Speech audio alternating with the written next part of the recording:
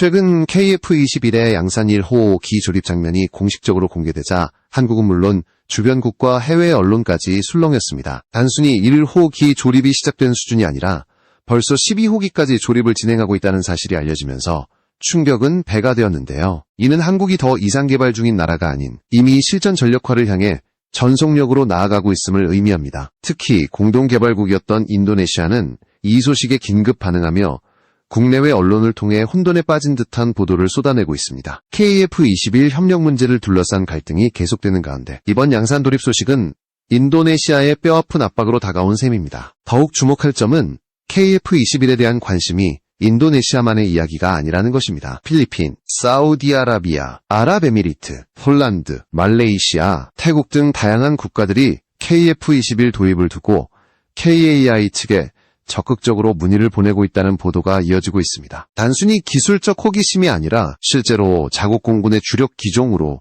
고려하겠다는 움직임이 구체적으로 드러나고 있는 상황입니다. 최근 인도와 파키스탄의 충돌 사건에서도 KF-21은 다시 한번 주목을 받았습니다. 인도 공군의 라팔 전투기가 파키스탄의 중국제 JF-17 전투기에 패배했다는 만약 이 상황에서 라팔 대신 KF-21이 투입되었다면 결과는 달랐을 것이라는 국내외 전문가들의 분석이 잇따른 것입니다. 실제로 KF-21은 200km급 중거리 공대공 미사일을 탑재할 수 있어 PL-15 미사일을 장착한 JF-17과의 교전에서도 압도적인 우위를 점할 수 있다는 평가를 받고 있습니다. 이 사건은 KF-21의 가치를 단순히 아시아가 아니라 전 세계가 다시금 평가하게 만드는 계기가 되었습니다. 게다가 KF-21 양산 기체에 적용되는 첨단 복합 소재와 전자장비는 기존 4.5세대 전투기를 뛰어넘는 효율성과 생존성을 보장합니다. 이러한 장점은 곧 비용 대비 성능 면에서 다른 경쟁 기종을 압도한다는 뜻이기도 합니다. 중동의 군사 전문 매체 디펜스 아랍 역시 KF-21 양산 1호기 사진을 보도하며 한국은 본격적인 대량 생산 체제에 진입했다고 평가했으며 이집트 언론도 FA-50 대량 도입과 함께 KF-21에 눈을 돌리고 있다고 전했습니다. 국제군사 균형이 빠르게 재편되는 지금 KF-21의 양산 돌입은 단순히 한국 공군 전력 강화에 그치지 않습니다. 세계 방산 시장의 판도를 흔드는 신호탄이자 한국이 진정한 방산 강국으로 자리매김하고 있다는 증거입니다. 오늘은 이 놀라운 전개 과정을 하나씩 자세히 파헤쳐드리겠습니다. 인도와 파키스탄의 하늘에서 벌어진 충돌은 단순한 지역 분쟁이 아니었습니다. 이 사건은 곧바로 세계 전투기 시장과 각국의 전력 구상에 큰 파장을 던졌습니다. 인도 공군의 라팔 전투기가 파키스탄의 중국 파키스탄 공동 개발 전투기 JF-17과 맞붙었을 때 많은 이들이 당연히 프랑스산 첨단 전투기 라팔이 우위를 점할 것이라 예상했습니다. 그러나 결과는 충격적이었습니다. JF-17이 발사한 PL-15 장거리 공대공 미사일에 라팔이 무력화된 것입니다. 군사 전문가들은 즉시 분석에 들어갔습니다. 인도가 도입한 라팔은 주력 미사일로 미카, MICA를 장착하고 있었는데 그 사거리는 약 80km 수준에 불과했습니다. 반면 JF-17이 장착한 PL-15 미사일은 사거리가 145km에 달해 사실상 2배에 가까운 차이를 보였습니다. 이 상황에서 라팔의 패배는 어쩌면 당연한 결과일 수 있었습니다. 하지만 여기서 더 충격적인 것은 한국의 KF-21이 같은 상황에 투입되었다면 전혀 다른 결과가 나왔을 것이라는 분석이 이어졌다는 점입니다. KF-21은 이미 최대 200km급 중거리 공대공 미사일을 장착할 수 있는 능력을 갖추고 있으며 이는 단순히 라팔을 능가하는 것이 아니라 PL-15 미사일조차도 위협으로 느끼지 못하게 만든다는 의미입니다. 미사일의 사거리뿐 아니라 탐지 추적 시스템, 기동성, 항전 장비까지 비교했을 때 KF-21은 라팔과 JF-17을 동시에 넘어서는 차세대 전투기로 평가받고 있습니다. 인도의 군사 전문가조차 만약 인도가 라팔이 아닌 KF-21을 보유했다면 상황은 완전히 달라졌을 것이라고 평가했을 정도입니다. 이 소식은 즉각 인도네시아에도 전해졌습니다. 라팔 도입을 대규모로 진행하며 KF-21 공동개발금 납부를 미뤘던 인도네시아는 큰 충격에 빠졌습니다.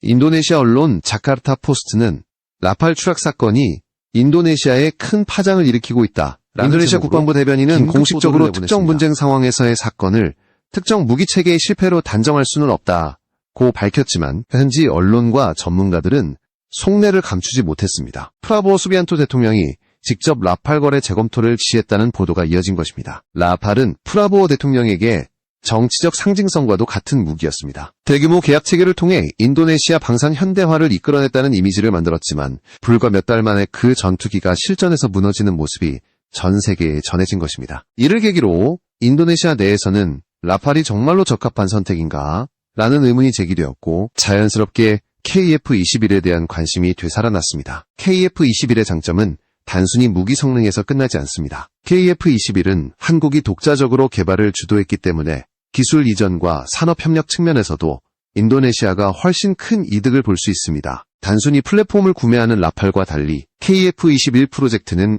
공동 생산, 기술 습득, 항공산업 발전이라는 세 가지 효과를 동시에 얻을 수 있는 구조입니다.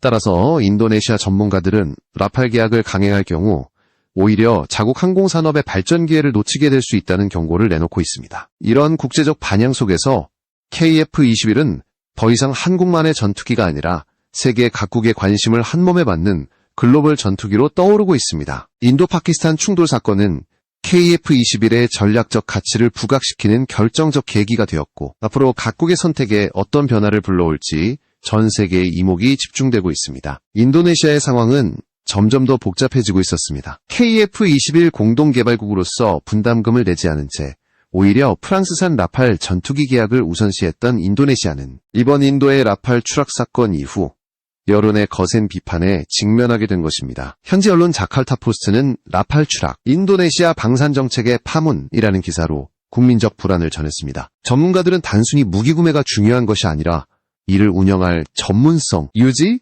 보수 능력, 그리고 무엇보다도 지속적인 협력이 필요하다고 지적했습니다. 프라보 수비안토 대통령에게 라팔은 단순한 전투기 계약 이상이었습니다. 그는 정치적 업적으로 라팔 계약을 자랑스럽게 내세웠고 이를 통해 인도네시아 국방 현대화의 성과를 부각시키려 했습니다. 그러나 현실은 달랐습니다. 인도 공군의 라팔이 실전에서 무너지는 모습을 전 세계가 목격한 순간 인도네시아 내부에서는 불신이 커지기 시작했습니다. 심지어 프라보 대통령이 라팔 계약의 타당성을 다시 검토하라고 지시했다는 보도까지 나오면서 라팔이 더 이상 안정적인 카드가 아님이 드러났습니다. 이 과정에서 KF-21의 존재감은 점점 더 커졌습니다. 인도네시아 언론은 과거에는 KF-21 보도를 거의 하지 않았지만 최근에는 KF-21 양산 소식과 함께 그 기술적 특징을 상세히 다루기 시작했습니다. KF-21 강화 복합 소재를 통한 경량화와 연료 효율성이라는 기사 제목은 단순한 무기 소개가 아니라 마치 새로운 대안으로 KF-21을 띄우려는 듯한 뉘앙스를 담고 있었습니다. 전문가들 역시 KF-21은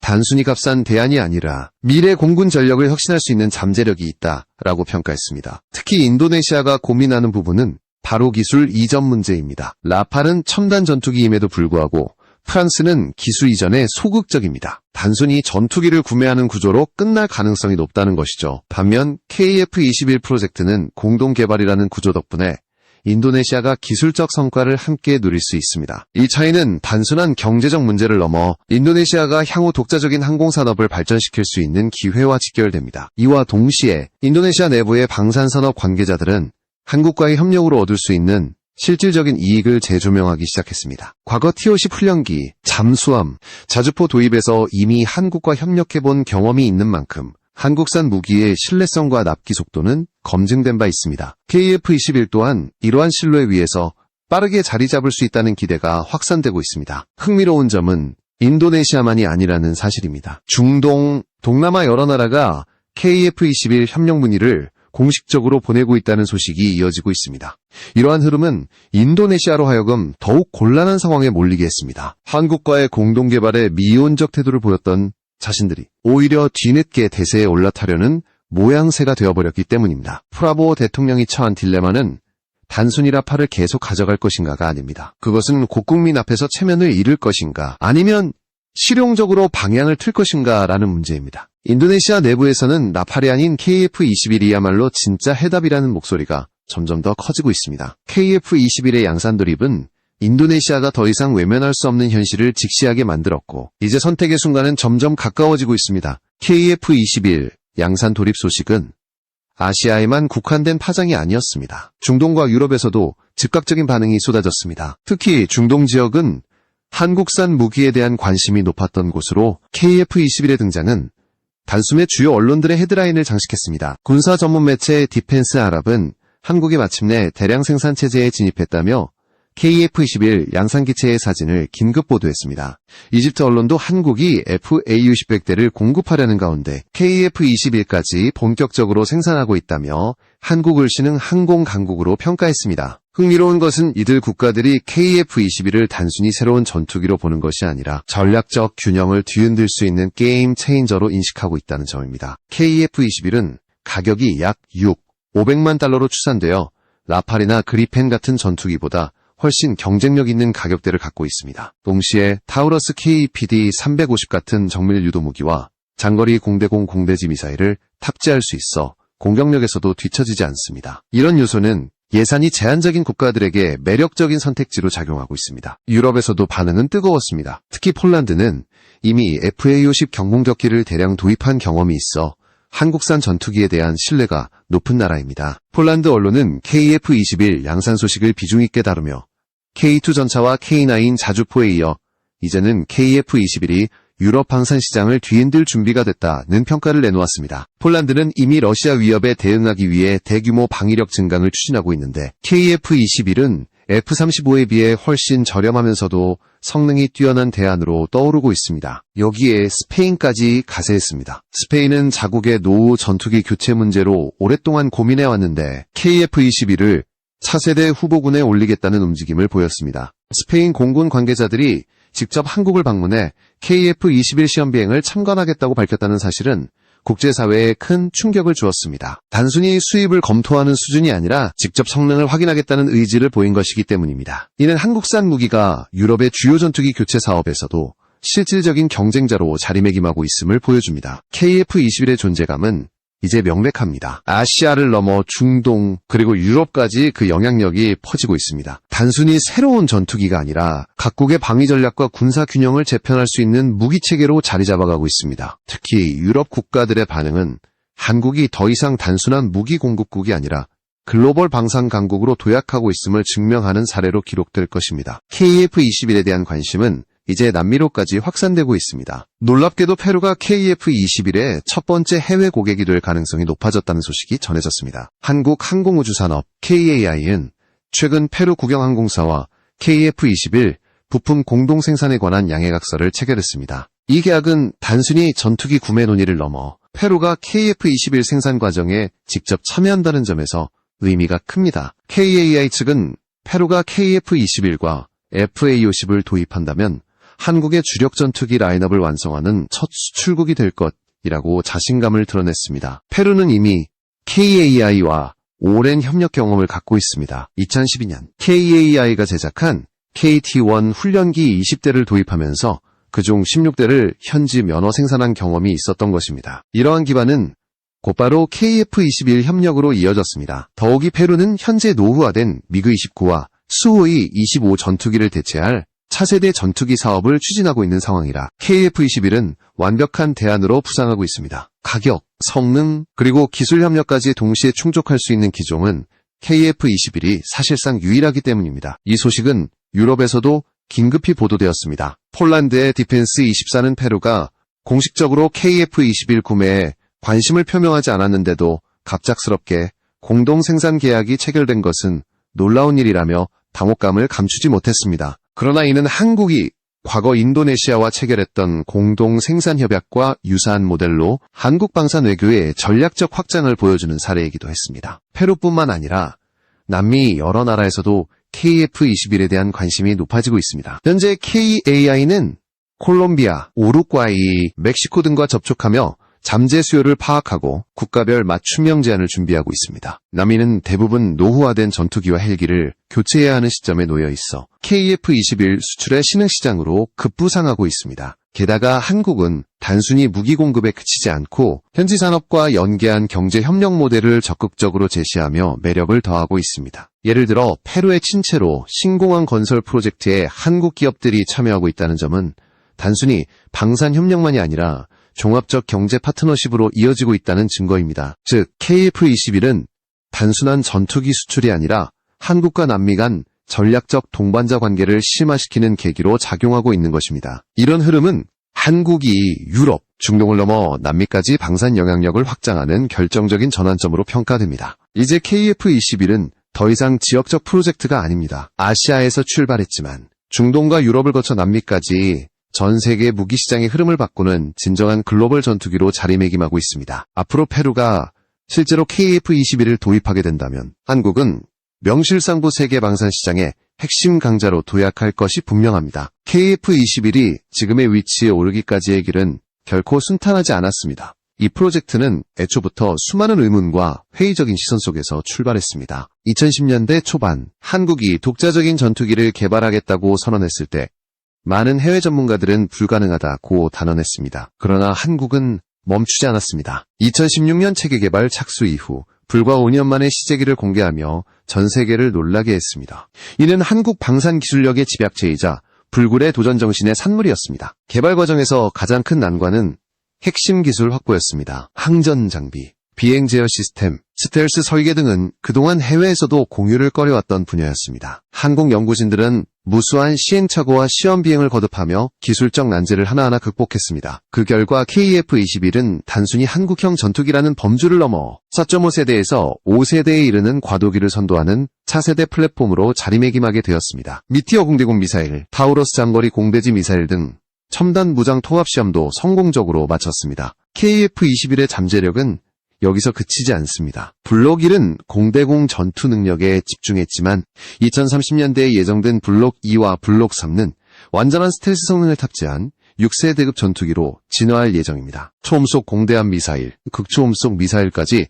통합 가능한 멀티 플랫폼으로 발전할 수 있으며 심지어 레이저 무기 같은 차세대 무기도 연구 중입니다. 이는 한국이 더 이상 기술을 따라가는 나라가 아니라 선도하는 위치에 올라섰음을 보여줍니다. 또한 한국은 KF-21 개발과 양산을 통해 항공부품 국산화율을 약 75%까지 끌어올렸습니다. 이는 단순히 기술 자립도를 높이는 수준을 넘어 해외 의존도를 줄여 장기적 유지비를 절감하는 효과까지 가져왔습니다. 실제로 F-15K, F-16 같은 미국산 전투기의 유지 보수 비용이 급증하면서 도입국들이 불만을 제기하는 상황에서 한국산 전투기의 가성비는 더욱 부각되고 있습니다. KF-21이 한국 공군의 주력기로 자리 잡을 경우 운영비 절감과 전력 증강이라는 두 가지 목표를 동시에 달성할 수 있다는 분석도 이어지고 있습니다. 국내 연구진들은 KF-21 시험 비행 횟수를 기존 계획보다 크게 늘리며 신뢰성을 확보하고 있습니다. 2026년까지 이 200회의 비행 시험을 목표로 하고 있으며 이를 통해